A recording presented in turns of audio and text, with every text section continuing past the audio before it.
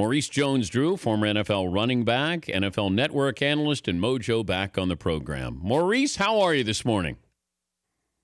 I'm doing well, Dan. How are you? I'm doing okay. The overreaction Monday with the NFL with Week 1. What is your biggest overreaction to what you saw over the weekend? I feel like there was a lot of teams that we thought were going to be better weren't really that good, I guess. I can't say that. I felt like Pittsburgh should have blown out Cleveland, but that didn't work. So Cleveland may be better than what we thought, right? Yeah, I thought that they played hard. Yeah, they. I don't know if that's an overreaction. I'm gonna give you I'm not gonna give you this. I don't think this is an overreaction, but I think the Jaguars have a great chance of winning that AFC South now. Okay, that might be an overreaction with what you saw. The defense looked great, but I still get concerns about Blake Bortles, and you lose Allen Robinson. I liked Fournette. There are some positives there, and that division's bad, but it might be a little bit of an overreaction there. But I like it. You're bringing something. I'm trying to work. How about the Rams? Offense goes from worst to first. Offensive juggernaut there. How bad are the Colts, though, Mojo? You know what? They have a lot of injuries there. One and two. Scott Tolzien. It's weird in this league that the backup quarterback for a lot of teams they're just guys that are there not to really mess with the psyche of the starting quarterback. Yeah. But sometimes these guys have to play, and then they go out there and, he made some really good throws some of the games, but then he made some really bad ones, and those were the ones that you saw go to the house or different things like that. And Wade Phillips did a good job. I just feel like the Rams, they've always had talent, but now they kind of have a structured way of where they want to go and how they want to do things, and they're playing well. At what point would you shut down Andrew Luck for the rest of the season? If let's say this goes on for 4 or 5 more games, you're 0-4, 0-5, 1-4, and Andrew Luck, you might bring him back. Could you see a scenario where the Colts would just say, you know what, we're not going to risk this?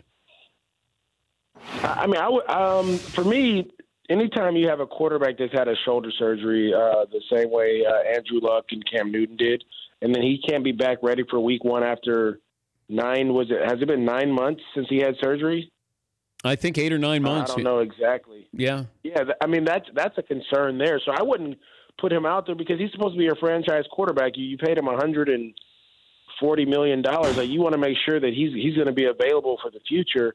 This 1 year, we just may have to, chalk this one up and rebuild and try to look to some different things, because you put him out there and he gets hurt again, that could be a career ender.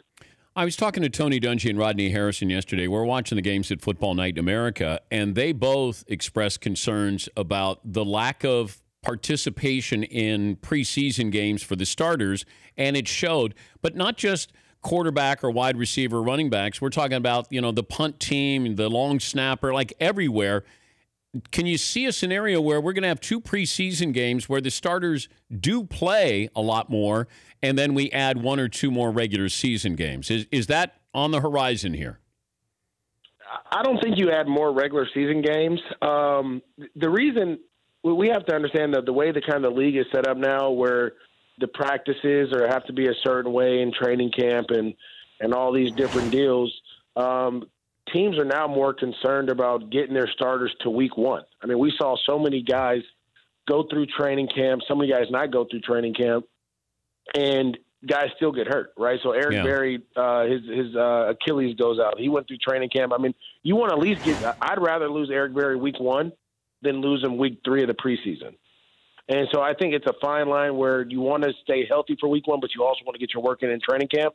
And so coaches are trying to figure out how to do that. How do we play with this fine line? How do we still get our guys better, but also have them ready for Week 1? Because we know in this league, the way the league is, you really only get 2 to 3 years as a coach to go out there and start winning games. If you don't win games in 2 to 3 years, most likely you're going to get fired. And that's the turnover you see every year in the NFL, where there's 6 jobs, GM jobs, head coaching jobs that are open every year. Maurice Jones-Drew, NFL Network analyst, former NFL running back. Thursday night, NFL Network, Texans and the Bengals.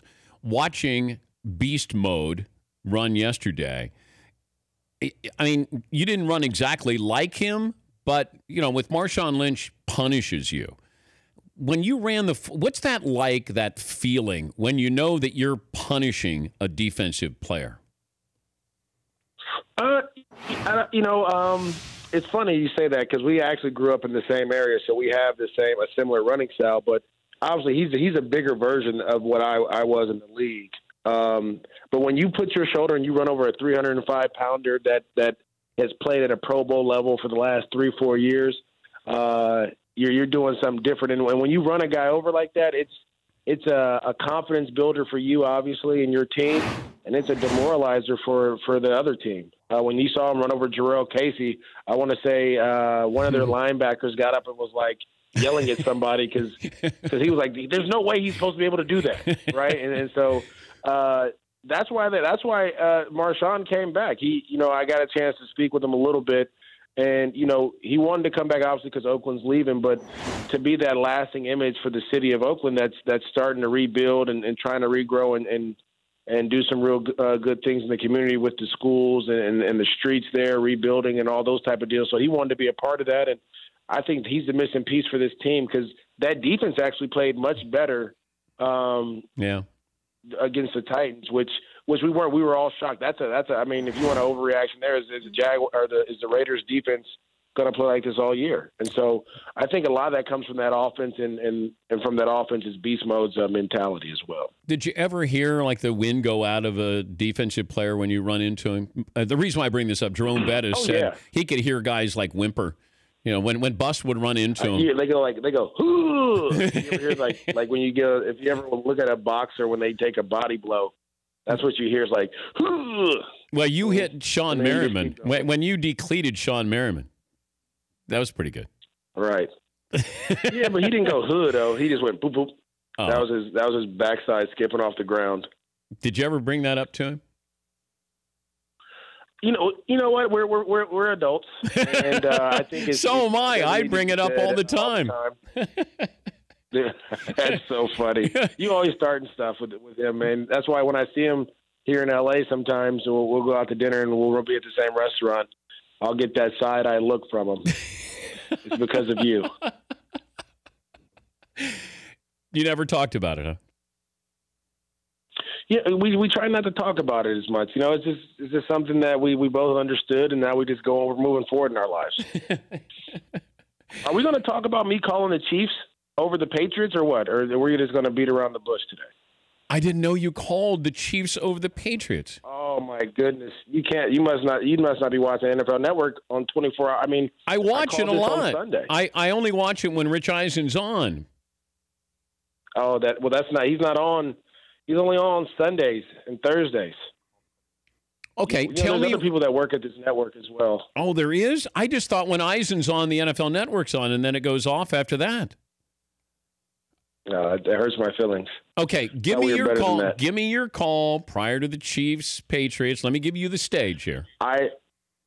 Okay, so what I said was I got a lot of flack for it too, like Barstool Sports, and a lot of other people were saying I was concussed and crazy. And I don't know what I'm talking about. I should be fired. It was it was unbelievable. I was concerned. I really felt like people just didn't really believe my football knowledge. Like I haven't been doing this since I've been 7 years old. But that's neither here nor there. Wait, did you say that Andy Reid gave the Chiefs a coaching advantage against Bill Belichick? Yes, that's what I said. Okay, give me the reason for that. Okay, well, this is the first thing I'll say this. I had a coach tell me, because when I first retired, I wanted to go into coaching. And I had a coach tell me, you're only good as the players around you. Coaches can never win games, but they can lose games by putting players in bad situations. So I was like, okay, I understand that. So I went through the roster and I looked at the Chiefs, and they have 5 All-Pro players on that roster. They had Eric Berry, who obviously tore his patella tendon. They had Justin Houston, who's been an All-Pro. Marcus Peters, who's been an All-Pro. Tyreek Hill, and then obviously Travis Kelce. So I said, okay, 5 All-Pros on one team, that's coaching. That's a staff that gets it. That's rare you see that in the league. But then I also remember Andy Reid, when he gets time to prepare, he gets very creative. And he finds a way to exploit some of your I guess you say weaklings on the defense or offensively. They figure out ways to attack. And so I was like, okay, so I'm going to give Andy Reid that. So I went to go look at the Patriots roster, and I was trying to figure out who was going to be their pass rusher there. And I figured they would move Hightower to outside linebacker and let him rush the pass because he's done that before. And then defensively, you had McCourty. I know they've added Stephon Gilmore and they had Malcolm Butler, but neither one of those guys can run step for step with Tyreek Hill, and they were going to have to figure out a way to double team Travis Kelce. So I said, okay, I don't know. I'm still leaning. To the other side, I felt like the Julian Edelman injury was huge because he's kind of the guy. When you look at with Julian Edelman and without him, Brady's numbers are vastly different. And so I said, okay, Bill Belichick does have Tom Brady, the greatest of all time, but he lost his guy, Julian Edelman, and Gronk. I felt like Gronk and Eric Berry was going to be a wash. Like, you take those two guys out.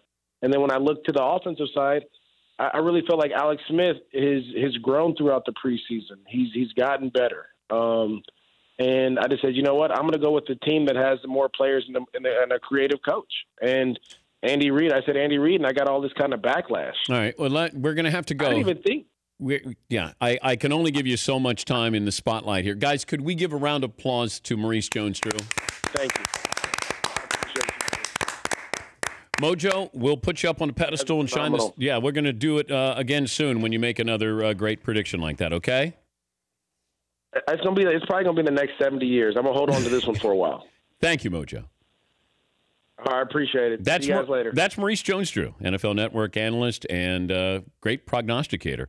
The Dan Patrick Show, weekday mornings on Audience.